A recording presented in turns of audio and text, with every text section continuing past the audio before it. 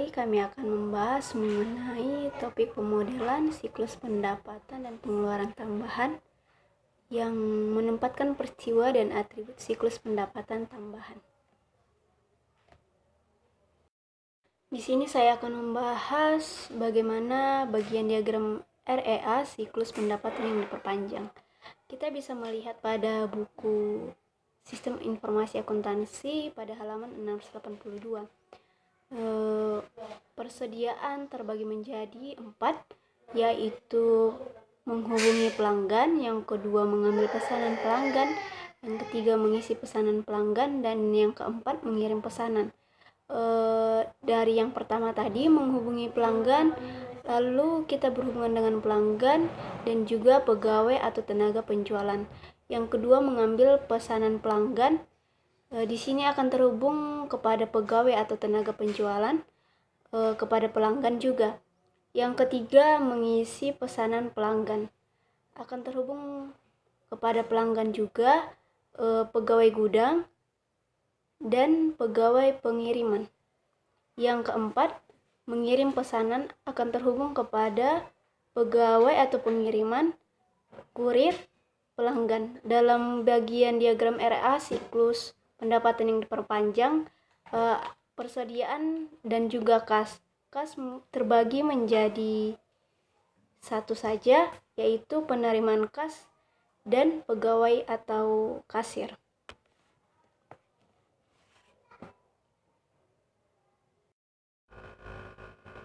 Tabel di atas menunjukkan bagian diagram REA siklus pendapatan yang diperpanjang. Tabel di atas menunjukkan bahwa kunci utama dari peristiwa pengiriman pesanan adalah nomor penerima. Nomor bill of lading adalah atribut lainnya. Tapi itu bukanlah kunci utama karena mungkin bernilai 0 untuk pengiriman dengan menggunakan truk milik perusahaan pribadi. Nomor faktur penjualan adalah atribut lain dari peristiwa pengiriman. Berikutnya, penempatan peristiwa dan atribut siklus pengeluaran tambahan. Satu entitas barunya adalah peristiwa meminta persediaan. Banyak perusahaan yang lebih besar ingin secara resmi menyetujui permintaan membeli barang. Peristiwa meminta persediaan menyediakan sebuah cara untuk mengumpulkan data mengenai aktivitas semacam itu. Berikutnya kami akan membahas penjualan jasa. Di sini kami telah menyediakan siklus pendapatan untuk penjualan jasa. Penjualan ini akan terhubung kepada jasa, pegawai, persediaan suku cadang, pelanggan, penerimaan kas, dan pegawai. Kemudian perolehan jasa tak berwujud.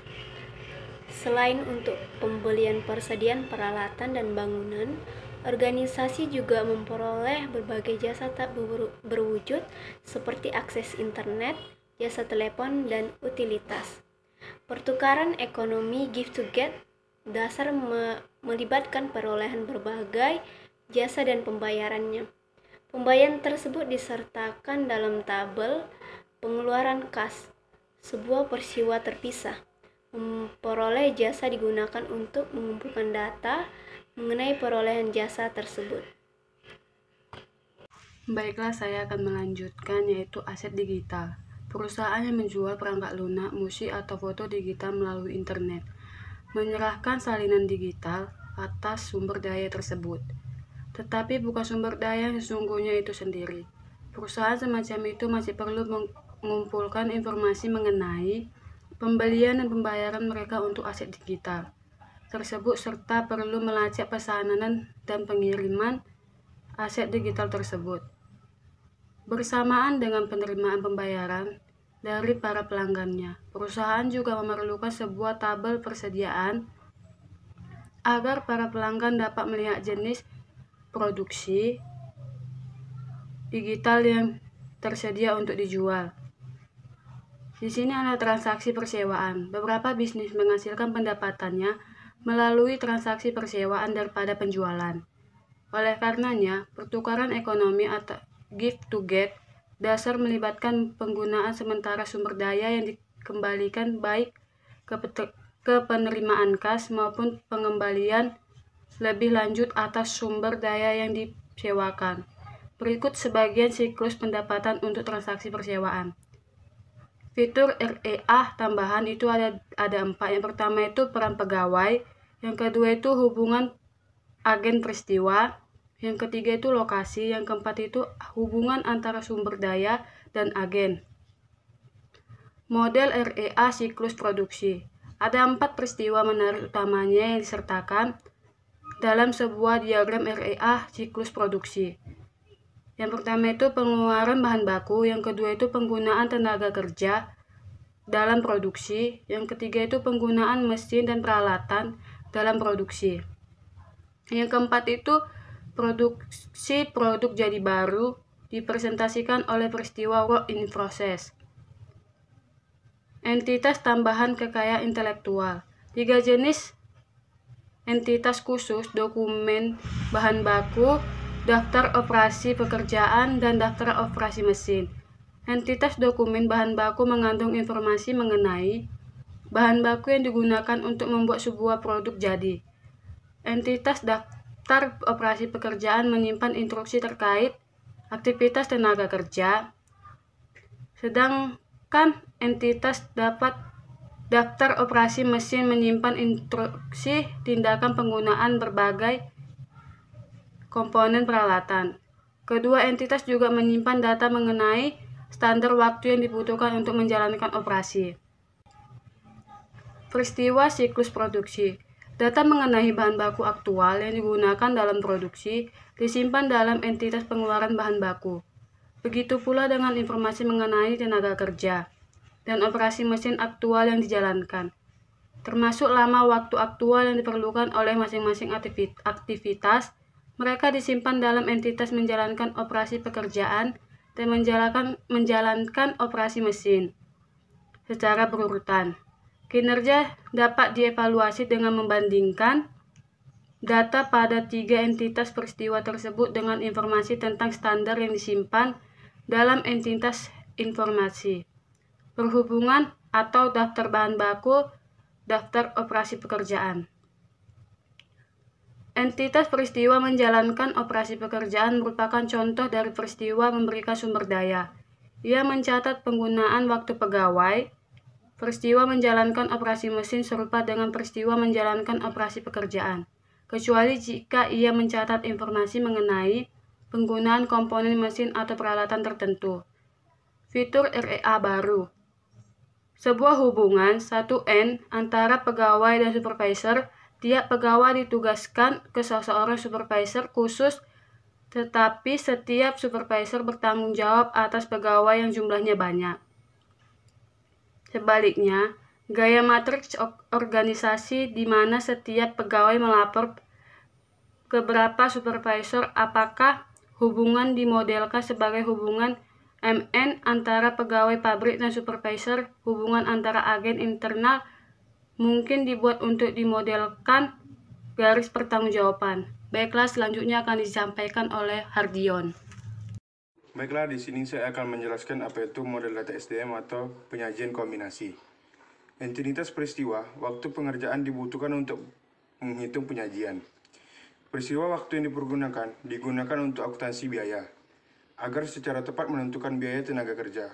Atau pada perusahaan manufaktur, entitas peristiwa ini sering disebut operasi pekerjaan. Peristiwa lainnya mengepresentasikan pentingnya aktivitas SDM. Dan di sini juga kita lihat bentuk diagram REA integritas untuk siklus SDM atau penyajian. Bisa kita lihat di sini ya. Dan entitas siklus SDM. Entitas siklus SDM ini terdiri dari 5. Yang pertama itu gambar diagram REA terintegritas untuk siklus SDM atau penyajian menunjukkan entitas pegawai dihubungkan hampir ke setiap entitas lain. Pada diagram tersebut merefleksikan pentingnya para pegawai untuk organisasi. Entitas pegawai menyimpan banyak data yang secara khusus ditemukan dalam berkas induk pegawai atau penyajian. Contohnya nama, tanggal dipekerjakan, tanggal lahir, tarif gaji, jabatan, supervisor, jumlah tanggungan, potongan, dan informasi mengenai pengurangan sukarela, seperti rencana 401. Yang kedua, entitas keterampilan berisi data mengenai keterampilan kerja berbeda yang berguna bagi organisasi. Yang ketiga, entitas peristiwa pelatihan mempresentasikan berbagai seminar, program pelatihan, dan peluang lain yang diberikan kepada para pegawai untuk mengembangkan dan memelihara keterampilannya. Yang keempat, entitas peristiwa perekrutan menyimpan data mengenai aktivitas yang dijalankan untuk memberitahu publik atas pembukaan lowongan kerja. Yang kelima, entitas wawancara menyimpan data mendetail mengenai setiap wawancara kerja. Dan di sini ada juga melacak waktu pegawai. Di sini dijelaskan bagian pada siklus produksi yang membahas penggunaan peristiwa menjalankan operasi pekerjaan untuk melacak bagaimana para pekerja pabrik menghabiskan waktu mereka, sehingga biaya tenaga kerja dapat dialokasikan ke produk. Di sini dijelaskan juga ada model data aktivitas pembiayaan. Peristiwa menerbitkan utang adalah sebuah jenis penerimaan kas khusus, karena ia dihubungkan ke entitas sumber daya kas. Pembayaran terkait utang atau baik pembayaran bunga periodik atau pembayaran pokok saat jatuh tempo merupakan pengeluaran kas. Transaksi ekuitas dimodelkan serupa dengan cara transaksi utang. Dan di sini juga kita lihat bentuk diagram aktivitas pembiayaan. Sekian dari kelompok saya. Mohon maaf kalau ada salah kata. Kami ucapkan terima kasih.